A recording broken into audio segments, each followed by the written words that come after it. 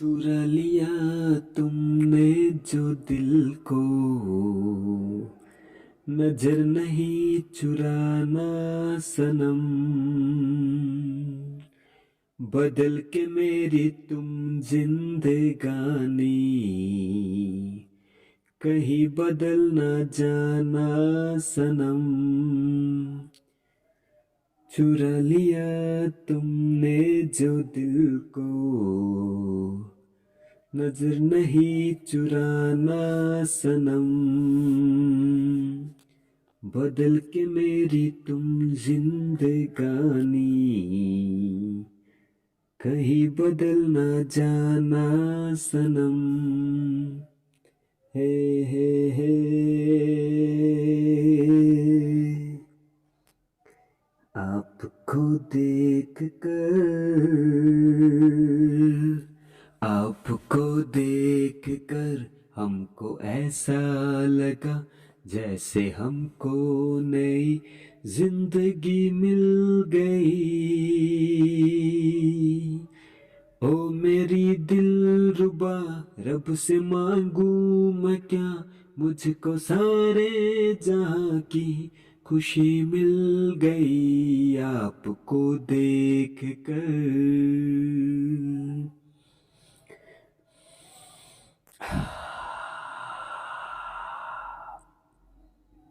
हे हे हे हे हे हे हे हे हे हे हे हे हो हो हो हो हो हो हा हा हा हा हा हा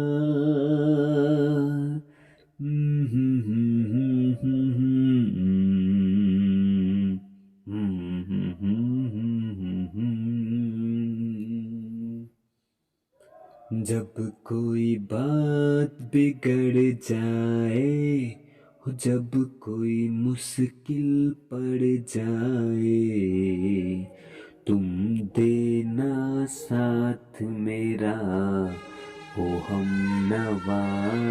ये गाने गाता आया हूँ, है ना। और जब मैंने गाने गाए, रिकॉर्डिंग की, तो बीच में मेरे पास मेरा घर जो है किसी सड़क के किनारे है। तो यहाँ जब ट्रक वाले गुजरते हैं ना, तो बहुत ज़ोर से हॉर्न बजाते हैं, ठीक है। और जब वो हॉर्न बजाते हैं, मैं रिकॉर्डिंग के बीच में जब उनका हॉर्न बजता है, तो मैं इतनी गंदी गंदी उनको गालियाँ देता हूँ कसम से। आप सुनेंगे तो आपको लगेगा कि यार वाकई में आपको हंसी आएगी। पूरी रिकॉर्डिंग खराब कर देते हैं। बड़ी मेहनत से मैं रिकॉर्डिंग बनाता हूँ, करता हूँ, बीच में गाना कोई चल रहा है, धुन कोई बजा देंगे, तो डिस्टर्बनेस जो है बहुत मिला है, फ्रीडम नहीं मिला है। तो चलो आगे चलते हैं। वो चांदनी जब जब रात देता है हर कोई साथ, तुम मगर अंधेरों में ना छोड़ना मेरा हाथ। दादा ने मेरे को दादा की वीडियो मैंने देखा था, तो दादा ने एक बात की और मैंने वो नोट डाउन की। दादा कहते हैं कि मैं एक गाने में जितने भी वर्ड है उनको नोट डाउन करता हूँ, उनके साथ खेलता हूँ, उनको बड़ी गहराई के साथ समझता हूँ, फिर फील करता हूँ, उनको फिर गाता हूँ। तो ये कितनी अपने आप में बात है ना।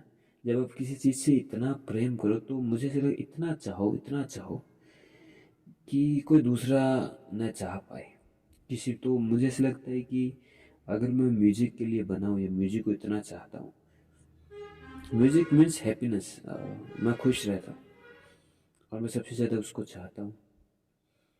तो मैं बहुत ज़्यादा शुक्रिया अदा करता हूँ उस देने वाले का कि उसने मुझे मेरी ज़िंदगी में म्यूज़िक दिया। पर इसके साथ उसने बहुत सारी चीज़ें भी सिखाई, बहुत सारे ट्रबल में भी डाला, हर एक चीज़ का उतार चढ़ाव दिया और मुझे हर बार कुछ ना कुछ सिखाया। तो मैं बहुत ज़्यादा ग्रेटफुल, थैंकफुल कहने वाला इंसान हूँ। और मैं किसी पहाड़ी की सबसे ऊंची पहाड़ी पर चढ़कर ये कहूँगा, thank you, thank you very much. तो मुझे ऐसा लगता है कि ये सब कहने वाला मैं पहला इंसान बनना चाहता हूँ। और बस शुक्रिया। और हर बार कुछ अब ऐसा नहीं कि मुझे कुछ मिला है, मुझे अगर आगे मेरे आने वाली ज़िंदगी में कुछ नहीं भी मिले ना, फिर भी मैं कहूँगा शुक्रिया। एटलीस्ट मैं लाइव तो हूँ, जिंदा तो हूँ, सांसें तो ले रहा हूँ। ये अपने आप में बड़ी बात है कि आप जिंदा है। इससे इससे बड़ा और क्या हो सकता है? इससे ज़्यादा आप और क्या मांग सकते हैं? मुझे नहीं लगता कि इससे ज़्यादा और कुछ होगा कि हम जिंदा तो हैं, एटलीस्ट हम जी तो रहे हैं। आगे नहीं पता, नहीं क्या होगा और कब होगा, कैसे होगा, नहीं पता, नहीं जानते, नहीं जानना भी नहीं चाहते। आगे का प्रोसेस क्या है, लोग पता है आगे का प्रोसेस बताते हैं। ऐसा होता है, आत्मा होती है, भूत होते हैं, वो आत्मा ऐसे जाती है, उस लोक में जाती है। मैं कहता हूँ तू कभी जाके आएगा यार? वो कहता हूँ नहीं, ऐसा होता है, हमारे बुजुर्ग कह के। यार क्या घंटा चूस रहा है भाई। हुँ? आगे का अगर प्रोसेस अगर कुछ नहीं पता तो ऐसा बोलो ना, नहीं पता है यार। ऐसे क्यों फेंक रहे हो? ऐसा होता है, वैसा होता है, मैं जानता हूँ, जानता हूँ। मैं मेरी अपनी सोच है कि अगर मुझे कुछ नहीं पता तो बस क्लियर है, मुझे नहीं पता यार। मैं क्यों ऐसे कहूँ वो होता है, वो होता है? क्यों भाई, क्यों झूठ क्यों बोलूँ? ऐसे क्यों फेंकूँ जब कुछ है ही नहीं, एग्जिस्ट ही नहीं करता है। मेरा खुद का हिसाब किताब नहीं पता है, मैं दूसरों की हालचाल पूछता फिरूँ? नहीं पूछना चाहता मैं हालचाल। लोग मेरे पिताजी का हालचाल पूछते, उनकी खुद की दशा, दुर्दशा बिगड़ी हुई होती है, वो मेरे पिताजी का हालचाल पूछते। मैं तो भाई खुद को तो सुधार यार। पर फिर गधों को क्या कहूँ? हम्म? उनको क्या समझाऊँ? उनको अगर कुछ बोलूँ तो एमी मेरे दुश्मन हो जाएंगे, है ना, मेरी जान के पीछे पड़ जाएंगे। तो मैं ये सोचता हूँ कि बस साइलेंट रहो, कुछ ना बोलो, और जितना हो सके बात को वहीं पे काट दो। खत्म यार, क्यों फालतू बकचोदी करनी? नहीं करनी भाई, नहीं बोलना ऐसा। चलो आगे बढ़ते हैं। वफादारी की वो रस्में, अब मैं कहाँ था, मैं ये कह रहा था कि दादा ने कहा कि गाने की बोल पे ध्यान दो। वहां से लेके मैंने कथा शुरू कर दी है ना। चलो कोई बात नहीं, आदत है, आप सुनते रहो।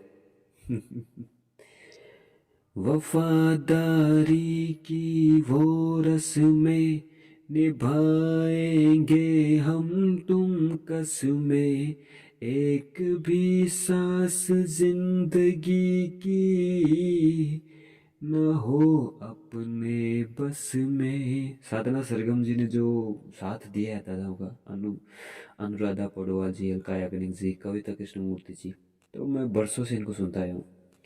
अब ऐसा नहीं मुझे कुछ मिलेगा, लेकिन मैं इन लोगों का बहुत ही रेस्पेक्टफुली आदर करता हूँ, जो भी है। तो थैंक यू।